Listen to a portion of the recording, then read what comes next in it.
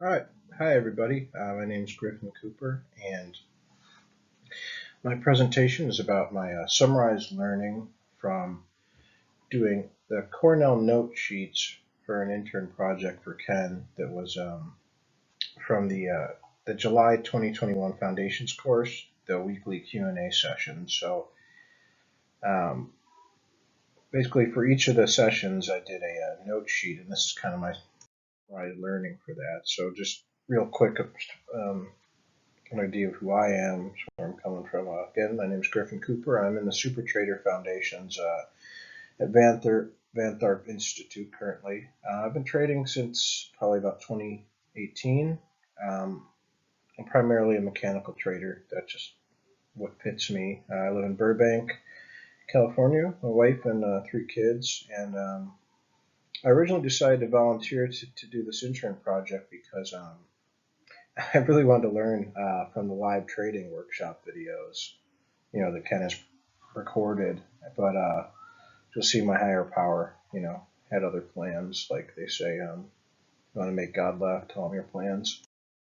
So, basically what I'll do is I'll just highlight, I want to highlight the lessons, you know, the specific, I think there was about 13 altogether that I ended up going through and making a note sheet for each lesson. They ranged from anywhere from about 20 minutes to 2 hours. So each one, I want to highlight which lessons really had the biggest impact on me and which sections of those lessons. And then the biggest part to me was this section at the bottom. I'll show you where you kind of synthesize, from the entire lesson, what's the most important thing you got out of it, and then, what action is that going to translate into, so it sticks, and how does that get applied, and then this kind of, I guess you could call it a second order synthesis of taking all those combined learnings, the one big thing I learned from each one, um, and kind of what that became is kind of this overall just idea that kept coming through, as you'll see. And finally, out of a suggestion from Ken, an action and accountability plan so that I can, sustainably make these things work going forward. So here's what the Cornell note sheet looks like. And I think what's the coolest thing about it is that, this is, I think, yeah, this is the first week, and you can see it was a intro course, but it was 2 hours, and it's cool to be able to get 2 hours of information down onto one page. There's really just something cool about that. And there's something to be said for, having to present, things in public or any kind of things as opposed to, you should see the notes on my desk, what they look like. They're pretty much illegible, as opposed to these are just so much, clear. And, I really think there's something to that, this kind of idea with service work, just, how much value it can really add, it's such a good thing.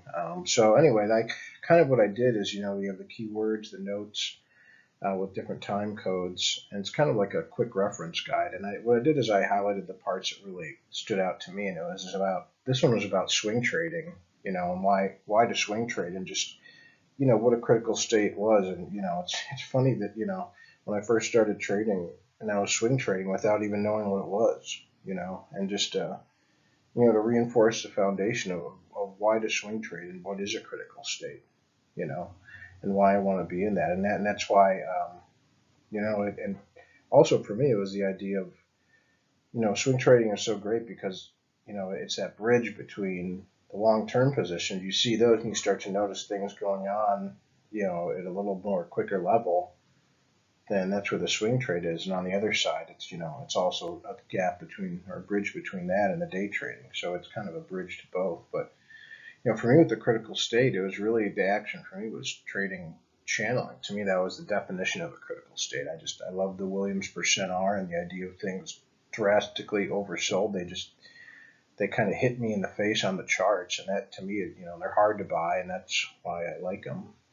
So the result after doing this one, what it's turned into is I've been paper trading my own version of the channeling system, a little bit different exits, but I plan to switch to real money at the beginning of the year, and it's doing really good. I really like it. Uh, and so this next one that really stood out to me, this was the first session of the Q&A, was was about market types. And this is something that, I had never really given enough thought to, this idea of, market sector symbol, that if 50% of the performance comes from the market type, or from the market, sorry, and 25% is sector, 25% is company. And I said, my synthesis, if getting the market call right is 50%, then, how is that a part of my trading? Shouldn't that be, a significant part of my trading plan, or baked into the system? And that goes back into the idea of why I like channeling so much, because it's actually baked into the system there. And also, BMR too. It's part of the system. I really like that. But also, I wrote down a lot of beliefs about getting the market call. What does that mean to me? And a lot of cognitive dissonance I had about different time frames, and what does this mean compared to this, or different systems. And to me, one of the best answers I came up with was, I don't know exactly. I need to have my own experience with it. So for me, it became looking at the market health check. I kind of created my own daily chart, like Ken does, for that, to look at it every day. And to me, that's the best way to learn, is through my own experience. And then the risk Z score is just, well, not much I can say about that besides, it's amazing. And I really think that's a great way to, to measure, the volatility coming in and out of the market. And so really, to me, it was about staying in tune. And then also for my swing system, I took a lot of time to figure out my own market type classifier by going between different SQN measurements, and then comparing them with the chart and saying, does this match what I'm seeing? Does this really fit my beliefs? And what kind of volatility, matches what I'm seeing too? And I ended up with, a 20-day ATR percent using the historic volatility, like going back like 20 years. So it was really a matter of me kind of going through my own idea of what the market call means, and being in tune with the market by looking at it every day. So that's been really pretty cool. Working things out myself.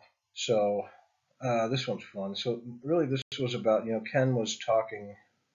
I don't think I have it in here, but because it wasn't even some of these. The learning came out of just kind of an aside that Ken would say or something. So it wasn't even a main topic of discussion up here, but it was just.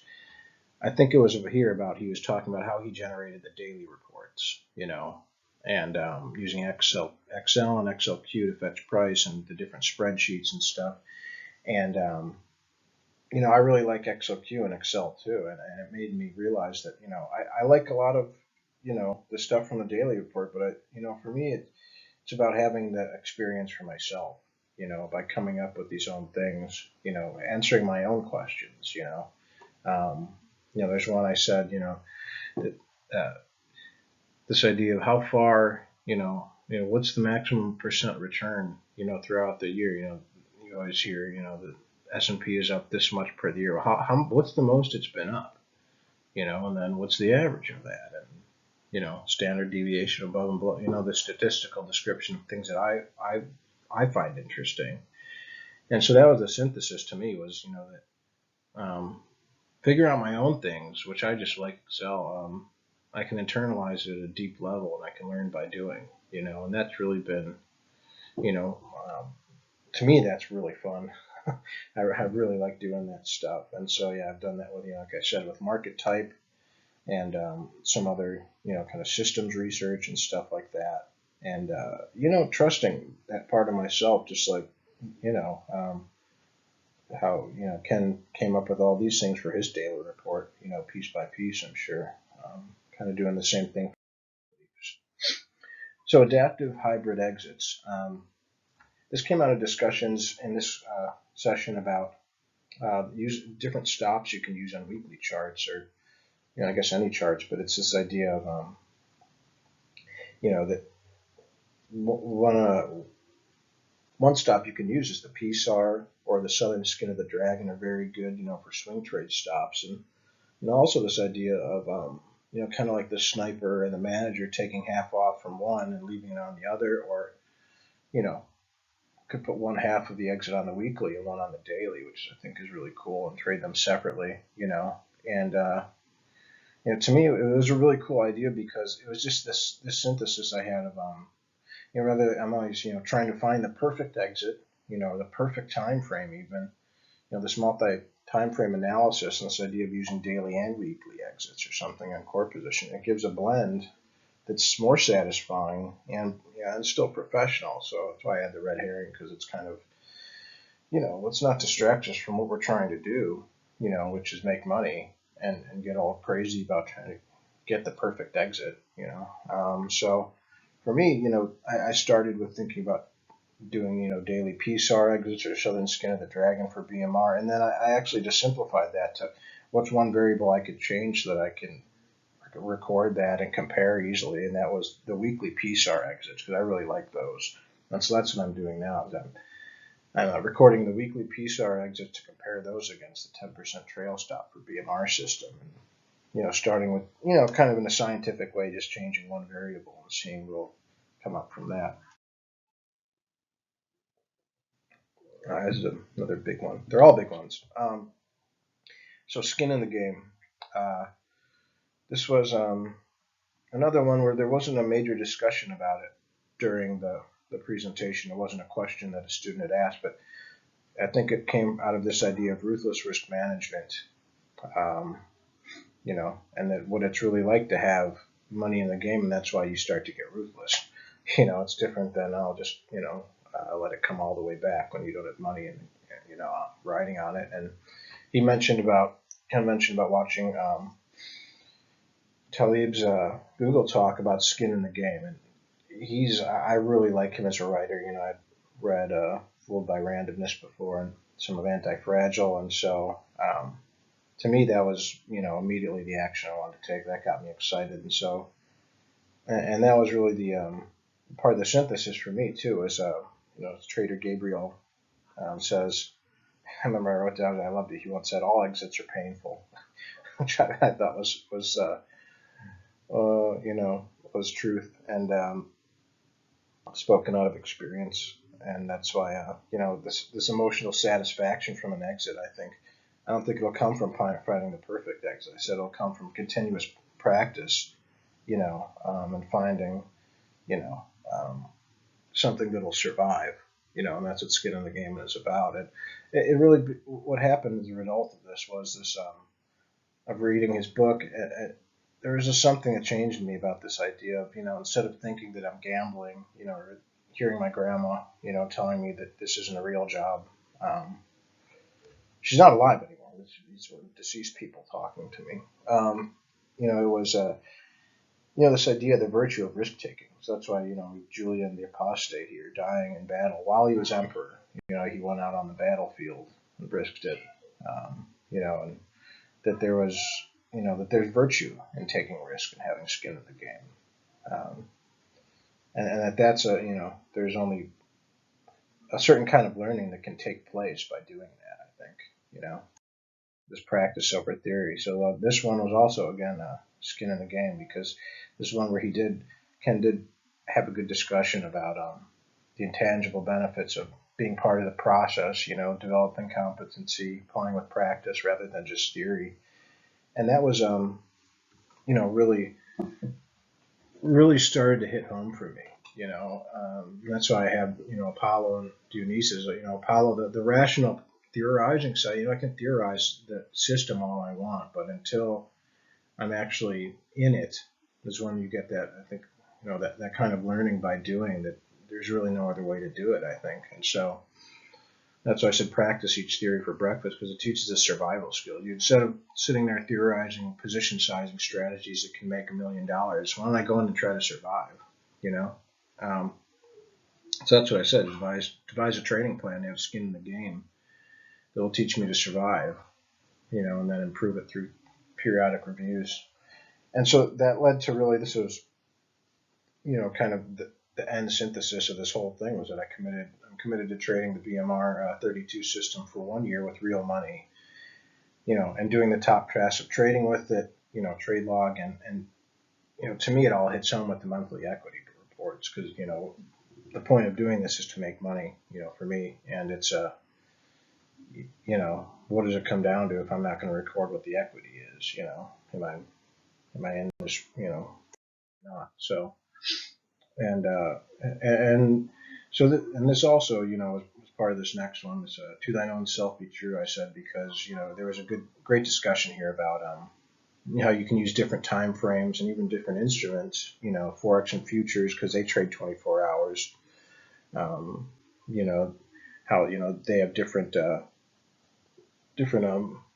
sizes of the bars that can be used, or 15 minutes to 1 hour bars, and you can use 30-minute bars on stocks to avoid some of those gaps, some of the bigger impacts of that, and why those can be useful. And this idea of trading while working, or you don't have to combine swing and day. You could just refine your technique on a swing, and it doesn't have to always be hybrid. And but to me, it was like this idea of, rather than picking the system, letting the system define it, really being honest with myself about where am I now, realizing where I am and how much time I really have to devote the activity of trading. Because there's so many times that I can't tell you how many times my higher powers seem to tell me, look, dude, you can't, trying to day trade with little kids coming into my office running around, need to be changed or whatever. And it's like, how much clearer can it be shown that this is not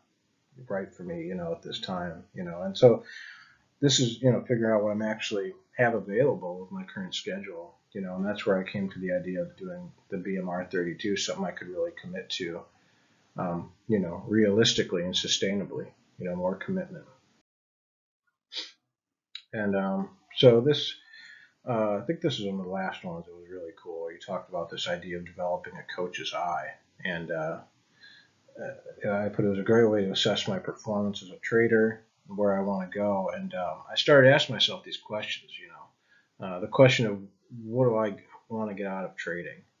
That was one that I answered over about 2 hours, on a flight to Connecticut, and then went through kind of some belief paradigms of what parts were useful and which parts weren't. And it was just, just getting, how often, do we start doing stuff like, and not really ask that, sit down and really figure it out at a deep level. And then, but even more importantly than that was probably this idea of, if someone came up to me, or if I was going to give, my money to invest in someone else, what would I want them to have, or what would the coach, if I was coaching someone, I said, help me trade, what would I want them to have? And that's what I realized, what I really wanted for myself was, what I would say to myself is, dude, you got to stick to something, the stick-to-itiveness and commitment with something you can realistically follow, set some realistic goals and have skin in the game, and do that, and that was really, to feel and experience that, after going through all this stuff is different than just, saying it as words, and so the action accountability plan is, like I said, trading the BMR 32 system, for at least a year with real money. Doing the top task of trading at least 3 times a week, because that keeps me from, getting distracted and doing other stuff isn't helpful. Keeping a trade log and monthly equity reports, like I said, doing periodic reviews.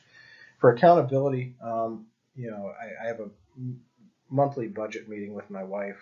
We started doing, which has been great, by the way. I'd recommend that to anyone to get open about money, with your partner if you're not. But anyway, started including my monthly equity performance, because she's the most important thing anyway. And then also, I'm going to start working with Phil Wu as an accountability partner also, kind of talk trading and stuff. And I think I'm excited about that too. And then I plan to present, next year, the 1 year of results of what the process, the inner and outer experience of doing this, what it was like, and the difference. So the schedule, again, is something sustainable for me. Weekly monitoring of stops. Plan to rebalance, holding 5 days before the end of the month. I'm going to add BMR 13 as well for, I think it's less fragile to have 2 different systems, and I really like the 13 when in a strong bull market. I want to just have the market and, recording the equity, compare it against some more other, kind of fixed income investment accounts to see how it does. And like I said, plan to present at next year's research weekend to compare the different trail stops versus the PSAR exits, and just also of course, this is what I'm planning out, and this is what it's really going to be like. So what are the experiences going through this, but commitment is key, decision. So that's right about at 20 minutes. Thank you everyone for listening. It's really an honor to be here. I'm so excited, and really just honored to be a part of, contributing to this. I love being able to be of service to Tortoise Capital and the research weekend. So I look forward to hearing from all your reports as well. Thanks.